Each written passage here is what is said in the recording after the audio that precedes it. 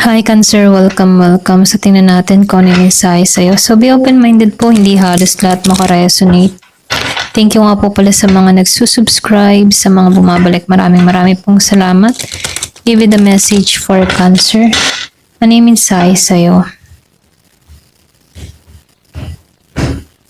Give it a message for Cancer.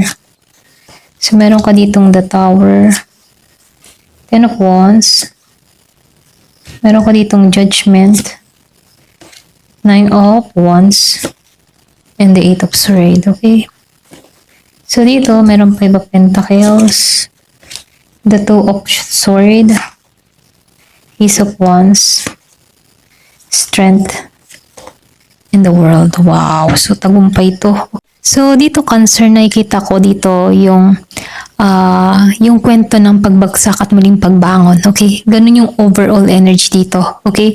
So nakikitaan ko dito, sinasabi ng baraha dito na yung bigat, pagsubok at pressure, pero sa dulo may malakas at rebirth na breakthrough energy. Okay?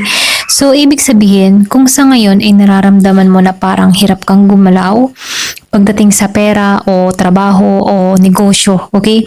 Huwag kang mawala ng pag-asa kasi may malaking pagbabago at bagong cycle na magbubukas sa'yo, okay? So lumabas dito yung the Tower. So dito, nakikitaan ko dito na merong tinanggalan or pwede rin sabihin meron ditong pagwasak sa lumang pamamaraan or para makapagsimula ka ng bago. Okay? Pagdating sa pera, maaari itong mga hulugan ng pagkawala ng trabaho o paghinto ng income o biglang gastos na hindi mo inaasahan. Pero tandaan mo ha, ang the Tower ay hindi parusa. Ito yung wake up call na ni universe, okay? Na may mga bagay sa kabuhayan mo na kailangan baguhin dahil hindi mo na ito, kumbaga dahil hindi na ito matibay o align sa totoo mong path, okay? So nakikita ko dito yung Ten of Wands, okay? Meron ditong Ten of Wands. So dito, ayan, pasensya na, naduling ako dito, okay? So dito, no, sa Ten of Wands, nakikita ko dito na meron kang mga madaming pasanin, okay? Lalo sa balikat mo, marami kang mga dinadalang problema, bayarin o obligasyon. So nakita ko dito parang nakapatong sa'yo lahat. So sinasabi sa'yo ng card dito na kailangan mong matutong magpahinga, okay? Hindi mo kailangang akuin lahat, okay? Minsan, ang pagiging produktibo ay nangangahulugan ng marunong, iba tipong yung pagiging produktibo ay nangangahulugan marunong kang tumanggi o humingi ng tulong, okay? So dito ayusin mo yung schedule or unahin mo yung mga needs kaysa yung mga wants, okay? Halimbawa, gusto ko lang to. So unahin mo yung kailangan, hindi yung gusto, okay? So maging practical, ayan. So, lumabas din dito yung Judgment, okay? So, nakikita ko dito yung rebirth and second chance dun sa iba sa inyo, no? So, nakikita ko dito pagkatapos ng mga bigat o yung mga bigat na paasanin, lumalabas ang Judgment dito na kung saan, nakikita ko dito, ito yung senyales ng paggising at bagong pag-asa, okay? So, ito yung baraha ng karmic cleansing dun sa iba sa inyo. So, ibig sabihin lang nito, yung paghihirap mo ay may rason. Okay? Kung may mga mali kang financial decision noon, ngayon mo nauunawaan kung bakit at paano ito babaguhin, okay?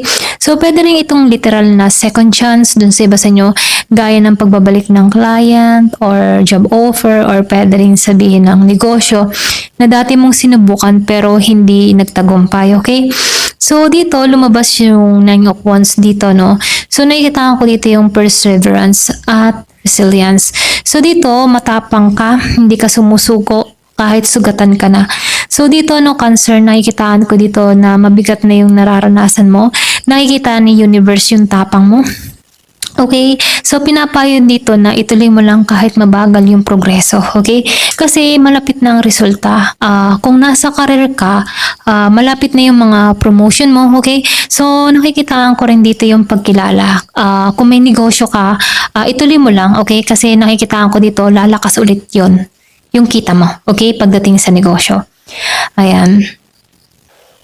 So, lumabas yung Eight of Swords dito, okay? So, nakikitaan ko dito yung iba sa inyo, meron kang pinagdadaanan, okay? Meron ditong mental block or takot, okay? So, tungkol to sa takot na gawa ng isip, pwedeng merong gumugulo sa kaisipan mo na kung saan dito nagmumula yung takot mo, pakiramdam mo stuck ka, yung mga tipo na yung kailangan mong ilabas yung takot na nararamdaman mo, okay? Kailangan mo magtiwala muli sa sarili mo.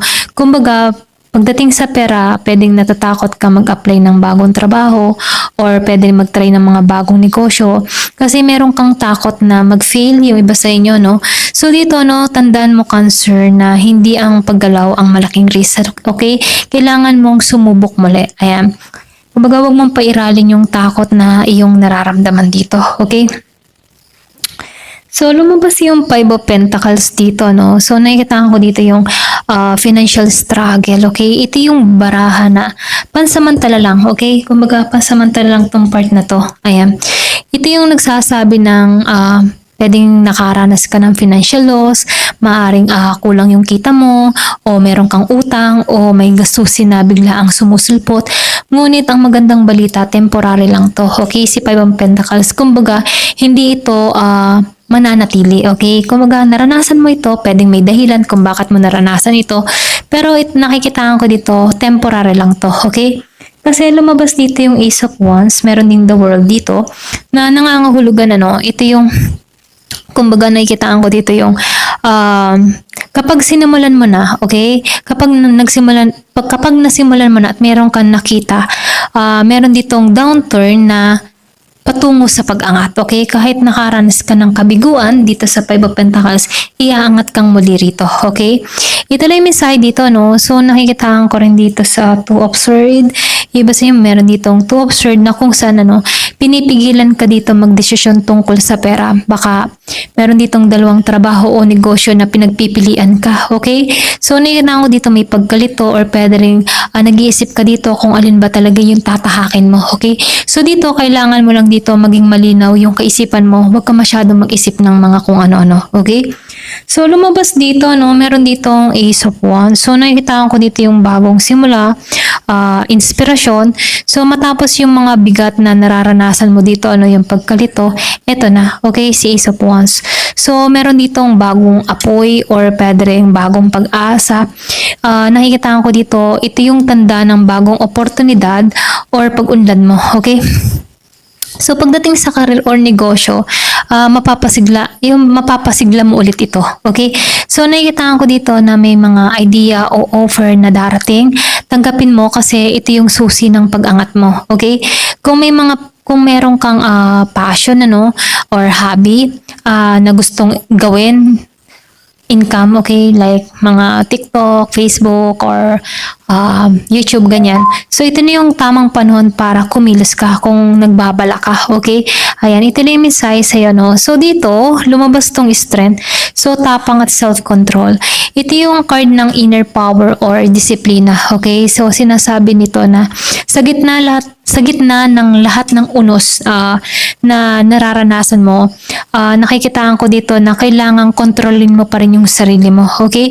So, yun yung tunay na lakas or pwede rin kahit may mga problema kang dumarating, kaya mong makontrol ito, okay? So, nakikitaan ko dito, ito yung pinaka-tunay na lakas mo, okay? Hindi ka sumusuko, hindi ka nananahimik, kahit nasa gitna ka ng gulo or ng problema, ikaw ay tumatayo pa rin dito. Kumbaga, marunong kang maghintay, magplano at hindi na nagpapadala sa emotion na nararamdaman mo. Okay? So, nakikita ko dito yung the world, para makompleto na tong reading na to, So, lumalabas dito sa dulo ng lahat, nakikitaan ko dito lumabas yung the world na kung saan meron ditong pagtatapos ng cycle at tagumpay, okay? So, ibig sabihin, matatapos na ang mga taon ng paghihirap. Okay? Ito na yung simula ng bagong yugto kung saan mararamdaman mo yung reward ng lahat ng pinagdadaanan mo. Okay? Maring makuha mo ang trabahong gusto mo, matapos mo ang utang mo, o makamit mo yung financial independence na matagal mo nang inaasam-asam. Okay? So, tagumpay ka dito sa The World. Kahit nag-umpisa ka dito sa Tower na gumuho, nagtapos ka naman sa The World na kung saan binuo kang muli para magtagumpay. Okay? Ayan, hanggang dito na lamang po. Thank you for watching. Love and peace.